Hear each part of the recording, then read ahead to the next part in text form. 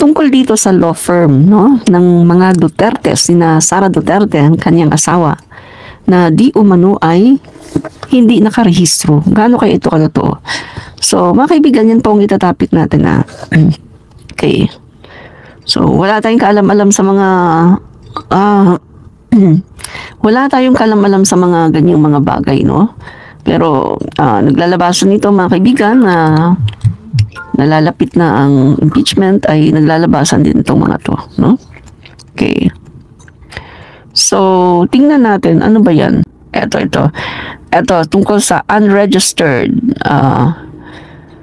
Base sa report ng Philippine Center for Investigative Journalism, ang law firm na mag-asawang Mans Carpio at Sara ay hindi rehistrado sa SEC.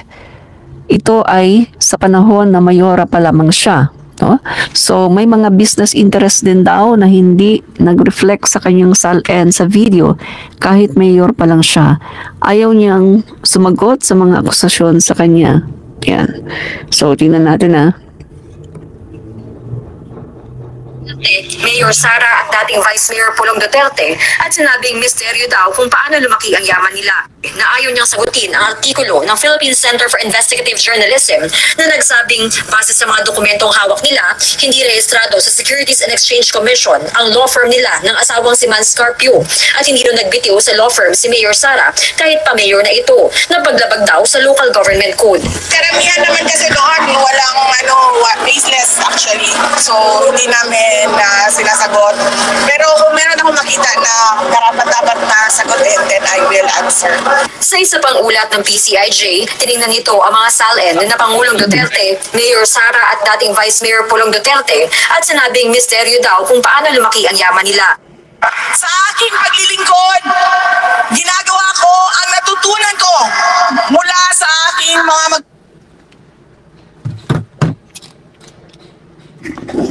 Yan, so nakita natin guys, no? Mahilig talaga itong si BP Sara na hindi sumasagot, no? Kapag merong mga tinatanong sa kanya, mga akusasyon, ay hindi siya sumasagot. So yan po mga kaibigan, no? Napag-alaman po, no? Tiningnan po sa SEC, no? Nitong mga nag-imbestiga, investigative journalism, at nakita po nila na hindi nakarehistro. Madali lang naman makita yan guys eh. Madali lang makita kung ang isang law firm ay nakarehistro sa SEC. At yan nga, napag-alaman ng investigative journalism na hindi po nakarehistro itong law firm na mag-asawang Sara at saka Mans Carpio. At yun nga mga kaibigan, kini-question din yung kanilang mga SALN na hindi umaangkop or umaayon doon sa kanilang mga yaman, no, mga kayamanan na nadagdag. So eto mga kaibigan, itong mga anomalya di umano na ito mga kaibigan ay titingnan natin ngayon sa mga ibinabato ngayon kay BP Sara Duterte, makikita natin yung pattern na hindi pagsagot sa mga katanungan, sa mga ibinabato sa kanila. Ito talaga yung kanyang ugali, no, na hindi po niya sinasagot kahit na meron ng tahasang tanong sa kanya. Ang media at ang taong bayan ay hindi po siya sumasagot. Pero napakabilis po niyang mag-akusa sa mga politiko na katulad na lamang po ng ating Pangulo, no, Speaker Martin Romualdez. Napakabilis po niyang magsalita at mag-akusa.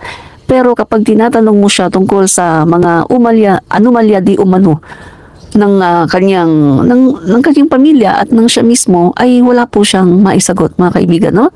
So, eto po guys, etong mga nangyayari ngayon ay dapat lang talaga niya itong sagutin at lahat po ng ito ay mauungkat sa impeachment trial ni BP Sara Duterte, no?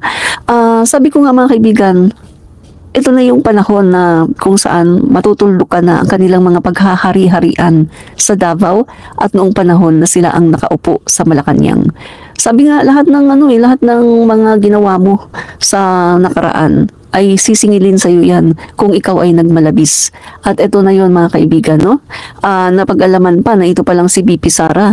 Nung mayor siya ay hindi siya nagbitiw sa kanyang doon sa law firm, no? Mga kaibigan, bawal na bawal po yan sa isang public servant.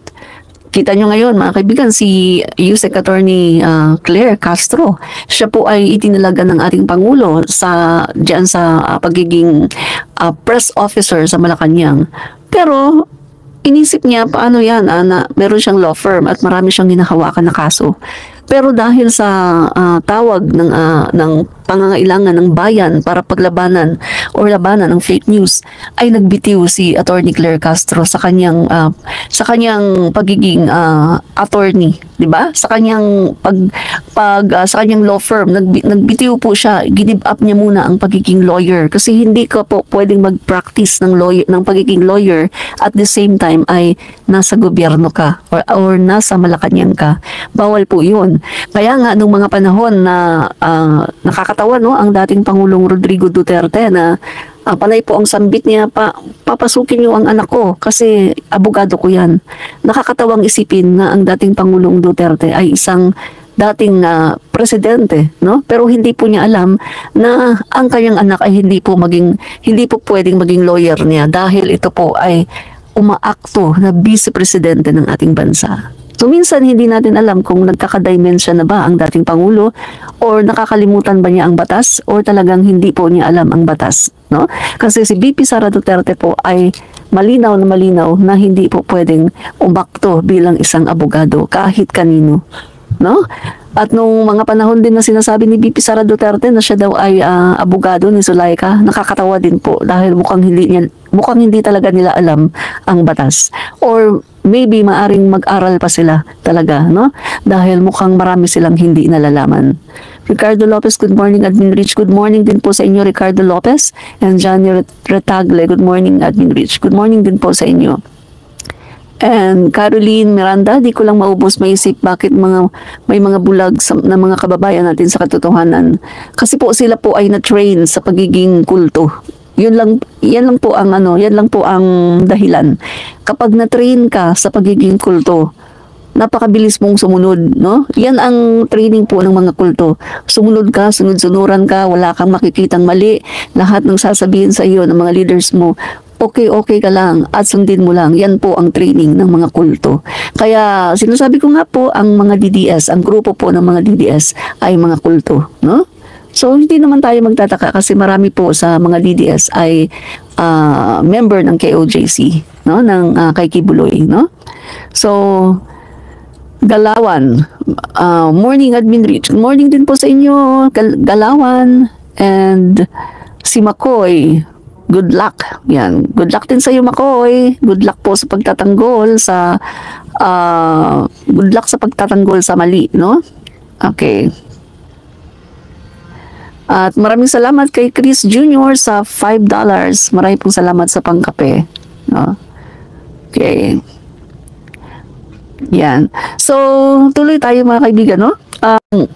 Eto mga kaibigan ay nakikita na ito ngayon, itong mga anomalya. Lalabas pa yan mga kaibigan, no? Sa maraming mga araw lalabas pa yan. Kasi ang taong bayan po ay pagod na sa mga ginagawa ng mga Duterte na sila po mga kaibigan ay nanggugulo sa ating bayan. Okay, so ayun nga po mga kaibigan, no, yung topic natin ngayon, itong illegal law practice at unregistered law firm nitong mga Duterte. Habang ang ating bansa ay nagsasuffer, no, ang mga Duterte naman ay walang kahihiyan mga kaibigan at pinagpapatuloy ang kanilang ang law practice mga kaibigan nitong si VP Sara. Habang mga kaibigan, siya ay mayor pa. So ito ay labag po sa Constitution at labag po ito sa batas. So nagpapatunay lamang mga kababayan na etong mga Duterte talaga ay wala talaga silang paggalang sa batas, no? Sa batas po ng tao at the same time sa batas ng Diyos. Dahil kita nyo, di ba mga kababayan, sa kanila pong pamumuno ay napakaraming mga UJK at napakaraming mga abuses. Hindi lamang po sa mga may hirap na mga kababayan natin, kundi maging sa mga journalists na hindi po nakakapagbalita ng mga dapat nilang ibalita dahil sila po ay no-oppress during the Duterte administration. At ito po mga kaibigan ay napakalaking ebidensya na napakarami pong mga nakitla ng buhay sa panahon ni Duterte, no? So may pahabol pa nga, 'di ba, mga kaibigan, sina Percy Lapid, no? So dito, mga kaibigan, ang taong bayan po clamoring for impeachment to try the vice president in Senate. Nagkaklamor na po ang sambayan ng Filipino na umpisahan na ang paghihiring diyan sa Senado. Kasi, mga kaibigan, no, pinakita po ni Senator Amy Duterte na pwede naman palang mag-hearing, pwede naman palang mag-convene ang Senado, mga kaibigan, pwedeng mag-hearing anytime. Kasi kita niyo nga, mga kababayan, nagawa po ni Senator Amy Duterte na magkaroon ng hearing, magkaroon ng investigasyon tungkol doon sa pag-aresto dito kay dating Pangulong Duterte. So, ibig sabihin po, pwede talagang magkaroon ng hearing anytime ang Senado. So, bakit po ito ay pinapatagal, di ba? So, yan ang tanong natin, bakit ito pinapatagal samantalang pwede naman palang mag-hearing ang Senado anytime, katulad sa ginawa ni Amy Duterte, no? So, mga kaibigan, eto nga, guys, no? Etong sinasabi po ni Senator Coco Pimentel. Isang tabi ang kampanya, i-priority ang impeachment. That's part of the job description of the senators. Ang dami nating time, pwede nang mag-start sa March. Ang aking logical conclusion, pwedeng gawin yan ng Senado mag-isa. Yan. So, pwede po talaga ito. Kita niyo, mga kaibigan, nakapag hearing nga, di ba? Si Senator Amy Duterte, di ba? Nakapag-hearing nga siya. How much more, mga kaibigan? Impeachment ito. Guys, ang taong bayan nagka-clamor na para talagang umpisa na itong impeachment na to. Dahil talagang hindi na ito dapat pagpamadaliin pa, o hindi na ito dapat patagalin pa, mga kaibigan, kundi dapat na itong bilisan. Dahil sa mas lalong pinapatagal ang impeachment, mas nakakaisip at mas nakakagawa ang mga Duterte ng mga bagay-bagay para talagang maka-evade, no, sa justice, at maaring takutin ang mga witnesses, at maaring ang mga witnesses na yan ay mag-iba ng kanilang mga statement pagdating ng araw ng impeachment kapag ito ay pinatagal pa.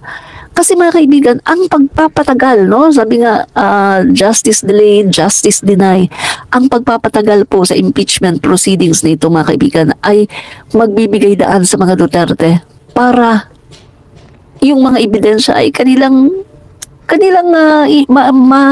manipulate.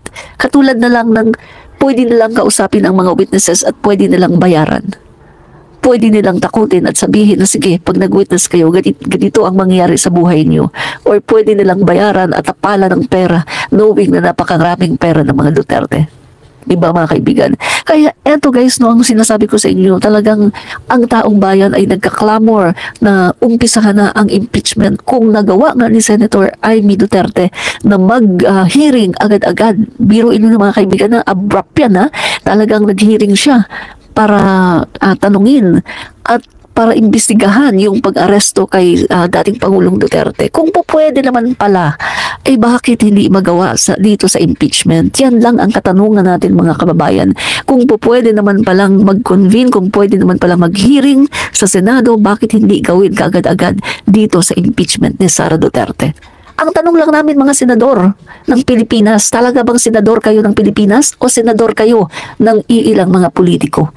Gawin nyo ang inyong part as a senator of the Philippines dahil kayo ay hinalal ng taong bayan. Hindi kayo hinalal ng mga grupo lang ng isang tao na inyong pinagtatanggol. Kaya ito, mga senador, no, sinasabi namin sa inyo, umayos kayo dahil kayo ay hinalal ng sambayan ng Pilipino at hindi lang ng mga tao, ng grupo ng tao na inyong ipinagtatanggol.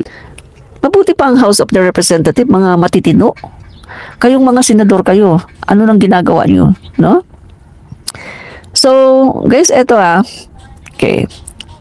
The House of Representatives of Prosecutors today filed an entry with motion to issue summons before the Senate sitting as an impeachment court to compel Vice President Sara Duterte's respond to the articles of impeachment filed against her. So, mga kaibigan, eto na, ang Kongreso po ay, sila po, mga kaibigan, ay talagang ginagawa na nila, no, ang kanilang dapat na gawin para ang Senado ay tumugon, mga kaibigan, no? Tumugon dito sa pag-ayos para talagang maumpisahan na ang impeachment, no? Na sila po, mga kaibigan, ay nagpadala, no, ng sumul, mga kaibigan.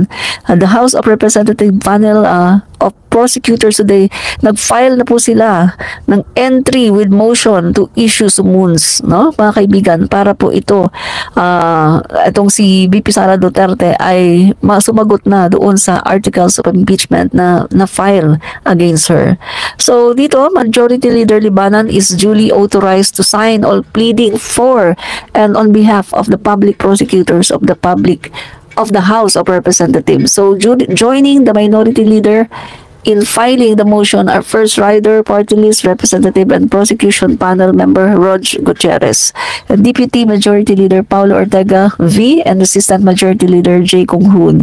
So mga kaibigan, yan po yan po ang nangyari, mga kaibigan, sa itong araw na to sa House of the Representative. So ano na, mga kababayan, ano na, mga Duterte, instead na hilingin ninyo, no, mga DDS, hilingin ninyo na ibalik na, bring Duterte home. Hilingin natin ngayon na bring Sara home. Kailangan nang umuwi si Sara Duterte at kailangan na niyang sagutin ang 7 articles of impeachment na naka-filed against her. At kailangan na niyang sagutin ang kanyang mga kumbaga issue na ibinabato sa kanya sa impeachment, no? So mga kaibigan, wag na magpatumpik-tumpik pa. Tama na ang kadramahan. Puro na lang kadramahan. Tama na ang drama. Dito na tayo. Maging makatotohanan naman kayo, no, mga DDS. Hinahamon namin kayo na maging makatotohanan kayo at tama na ang inyong mga kadramahan, tama na ang inyong mga paawa effect, tama na ang inyong mga pagsisinungaling, di ba? Tama na, no? So mga kaibigan, nakakatawang isipin pa, ha, guys, ha. Meron ditong yung nakakatawa, no? Meron kasing post itong si VP Sara Duterte na atin ngang tinutulig sa, mga kaibigan. Kasi ayon doon sa post niya, mga kababayan, ayun doon sa post niya, mga guys, no, na ito daw, sabi niya, ang pagiging pangulo dapat nasa tamang pag-iisip. Dapat nasa tamang pag-iisip ka dahil nasa mga pulisiya mo at mga desisyon mo ang kinabukasan ng kabataan at ng bansa. Ayan, sabi niya, bakit ba kailangan mag-resign? Dahil hindi mo pinakita sa taong bayan na maayos kang mag-isip at kaya mo ang mamuno. Mga kaibigan, look who's talking. Yung nagsasalita na dapat daw ang pagiging pangulo, dapat daw maayos kang mag-isip. Yung nagsasalita ng ganun, siya naman pala ang hindi maayos mag-isip. Nakita niyo, mga kaibigan, no? Yung sa sinabi niya, guys, no, na nagbanta siya sa ating pangulo, kay F. Elisa, kay SMR, nagbanta siya na siya daw, mga kaibigan, ay nag-hire or kumausap na ng tao para kapag siya daw ay namatay, mga kaibigan, or kapag siya daw ay pinatay, ay ganunin din daw ang ating Pangulo, si F. Elisa at saka si Speaker Martin, diba? Sinabi niya yan at sabi niya, yan daw ay, sabi niya, huwag kang tumigil at sumagot daw yung kanyang kausap ng yes. At sabi niya, no joke, no joke, no joke. So ngayon, mga kaibigan, anong sinabi niya later on? Diba, sabi niya sa isang video, wala akong sinabi. Wala akong sinabi na merong ichuchugi, wala daw siyang sinabi na merong assassin, wala daw siyang sinabi. Ang nagsasabi lang daw noon ay sila. Doon pa lang nakikita mo na wala siya sa katinuan. Ano yun, may amnesia o talagang nagsisinungaling? Ano pa? Yung kanyang pagsasabi na pagtitreat online, di ba? Nasa katinuan ka ba? Vice Presidente, magtitreat ka online? Nasa tamang pag-iisip ka ba? O di ba wala? Ano pa? Yung ginawa niya, mga kaibigan, na ini-imagine niya sa kanyang mind na ginigitlan niya ng leeg ang ating Pangulo. Yan ba nasa tamang pag-iisip ba yan?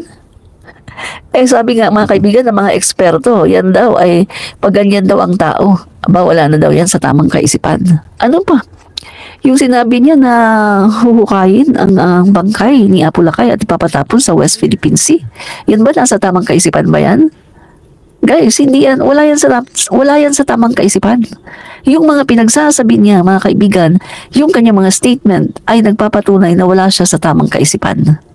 Tapos napakagaling magsabi na kaya daw dapat mag-resign dahil Hindi daw nakikita ng taong bayan na maayos mag-isip.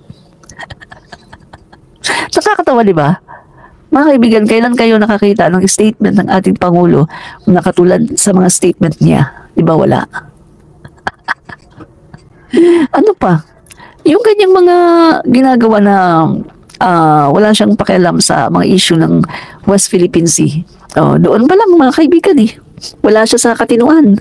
Kasi bilang isang Pilipino, dapat concern ka sa nangyayari sa ating bayan, lalong-lalo na kung inaagaw na ang ating soberenya at ang ating sovereign rights, 'di ba? Pero wala siya. Wala siyang iniisip, tapos wala siyang komentaryo tungkol doon at hinalintulad pa niya ang kanyang ama kay Ninoy Aquino. Na-question nga siya doon at supalpal siya doon, mga kaibigan. Maraming mga tao, mga personalidad ang nagalit sa kanyang sinabi dahil, hey, sandali lang, hindi naman mass murderer si Ninoy Aquino. At maraming nagsabi na, hey, sandali lang, hindi naman ganyan si Ninoy Aquino na katulad ng tatay mo. Napahiya siya doon, mga kaibigan, di ba? Kasi maraming mga nag-react tungkol sa kanyang sinabi na ang kanyang tatay ay parang Ninoy Aquino. Napahiya siya ngayon, mga kaibigan, dahil umalma yung mga tao na sumusuporta kay Ninoy Aquino at sinasabi, oy, hindi katulad, yung tatay mo, hindi yan katulad kay Ninoy dahil si Ninoy hindi naman mass murderer. Napahiya siya ngayon, mga kaibigan. Ay, nako, talaga naman. Yan. So, kitang-kita natin, mga kaibigan, no? Okay.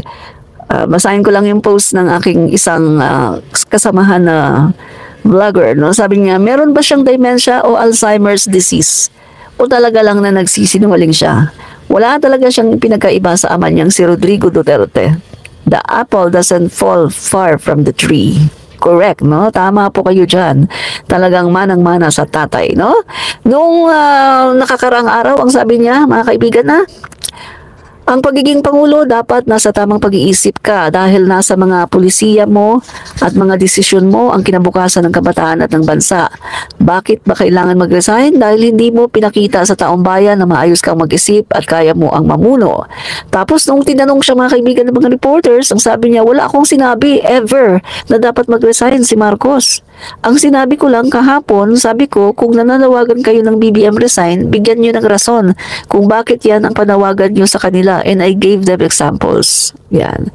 So, mga kaibigan, alam naman natin, no, kahit nung mga nakakaraan, mga kaibigan, ay meron siyang sinabi, no, yung mga previous statement niya, meron siyang sinabi na meron tayong Pangulo na hindi talaga gigil pa nga siya, hindi marunong mag-decide, walang decision making, zero decision making. O, diba? Sinasabi pa nga niyan, mga kaibigan, napakarami niya mga statement noon na paninira sa ating Pangulo.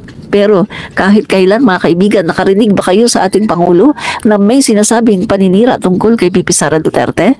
Wala. Never kang makakarinig sa ating Pangulo na merong paninira tungkol kay Pipi Sara Duterte. Never kang makakarinig. At never ka rin makakarinig sa ating Pangulo na merong binitiwang salita tungkol sa kay Rodrigo Duterte na paninira. Never kang makakarinig sa ating Pangulo, BBM, na nanira. Never. Pero itong mga Duterte, napakaraming ginawang paninira sa ating Pangulo. Kaya ang nangyayari sa kanila ngayon, mga kaibigan, ay karma. Isang malinaw na karma. Ito ang tugon ng destiny sa kanila.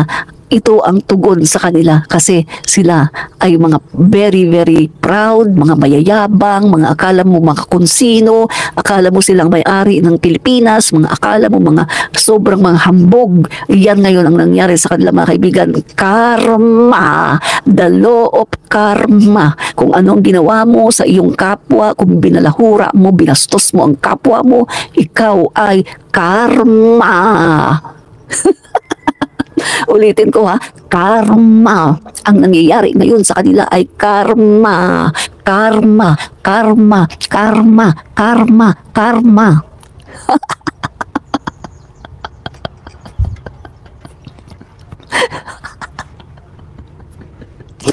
Naku, ano ba ito? Nag-iiyakan na naman sila. Nag-iiyakan na naman ang mga DDS. O yan, karma, di ba? Nakarma, Jud, kasi mga abusado. Correct ka dyan, nakarma, nagabaan, di ba?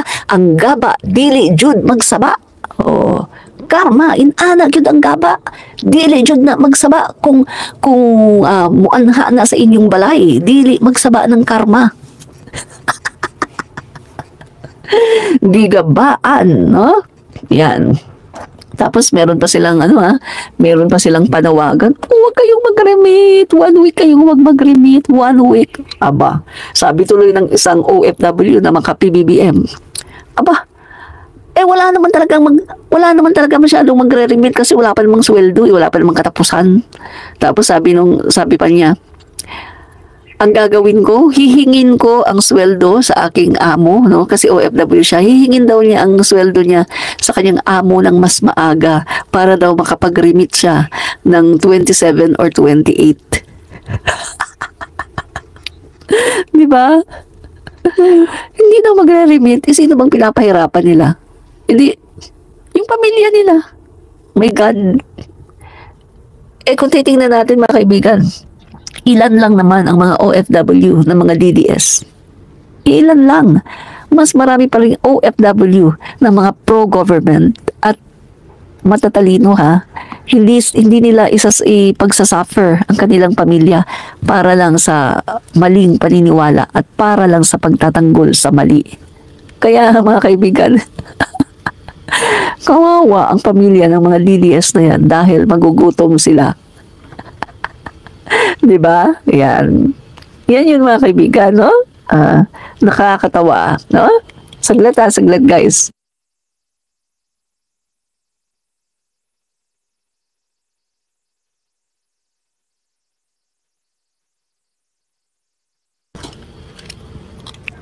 Basa muna tayo ng konti. No? Na mga komentaryo dito. Yan. Konti. Okay. Alberto Veloria Jr., mag-iiyakan na mga DDS dito. Please, don't forget to like and subscribe. Oo nga, no?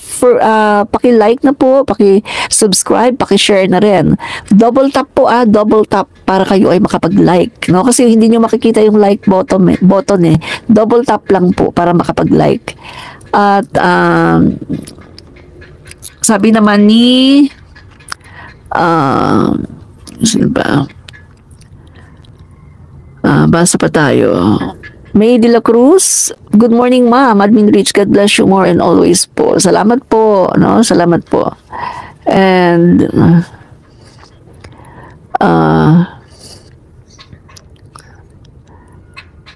ano namang sabi ni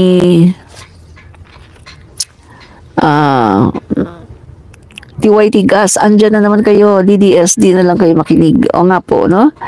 And Mini Muffin Impeachment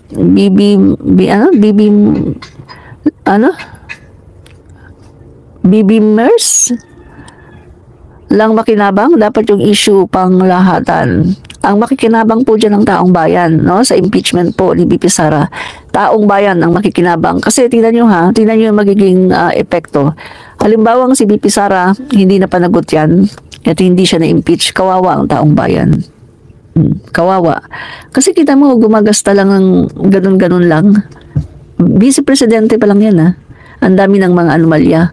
Kita mo, lumabas na naman yung iba-ibang mga pangalan, puro amoy ang hit. Mga pangalan na bago na lumabas. Di ba? Nasaan yun, ha? Kailangan niyang sagutin lahat ito. Bakit may mga bagong mga pangalan na lumabas na wala po sa PSA, no? Grabe mga kaibigan, no? Mga lumabas na mga pangalan, si Amoy Liu, Fernan Amoy, Jong Di Asim, at marami pang iba. Grabe yan guys, no? So kailangan niyang sagutin yan. Bakit ganyan ang mga recipient ng kanyang mga confidential funds? Bakit ganyan? Anong ginawa niya? Diba? Okay, wrap up na tayo mga kaibigan sa ating topic, no? Wrap up na po tayo sa topic natin. So, yan nga po mga kaibigan. Etong si BP Sara Duterte, guys, ay nagsabi po doon sa investigasyon ng investigative journalist, etong si BP Sara Duterte, ay talagang di umano, 2019 pala ito, published April 4, 2019, no? Sabi dito, the Carpio and Duterte lawyers and entity, which has Sara and husband Manasseh Mans are Carpio's partners, was na ayaw niyang sagutin ang artikulo ng Philippine Center for Investigative Journalism na nagsabing base sa mga dokumentong hawak nila, hindi rehistrado sa Securities and Exchange Commission ang law firm nila ng asawang si Mans Carpio at hindi rin nagbitiw sa law firm si Mayor Sara kahit pa mayor na ito na paglabag daw sa local government code. Karamihan naman kasi doon, walang baseless actually. So, hindi namin sinasagot. Pero kung meron ako makita na karapat-dapat na sagutin, then I will answer.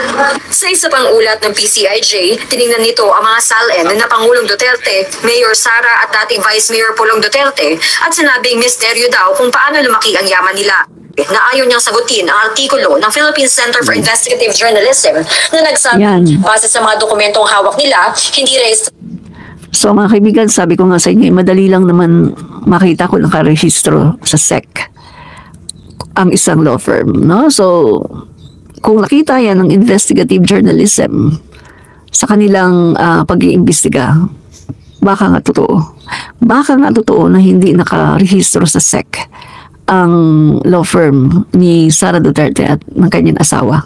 Diba? Kasi, guys, investigative journalism yan. Hindi naman yan basta-basta eh. Investigative journalism yan, guys. At yung mga yan, talagang kumakalap yan ng mga ebidensya. At nakita nila na hindi nakarehistro sa SEC etong law firm ni Mans at saka ni Sara. At kita nyo guys ayaw nang sagutin. Di ba ganyan ang kanyang ugali kapag yung isang bagay ay hindi niya kayang sagutin dahil alam niyang merong anomalya, ay hindi siya sumasagot. Katulad ng ginawa niya sa House of the Representative.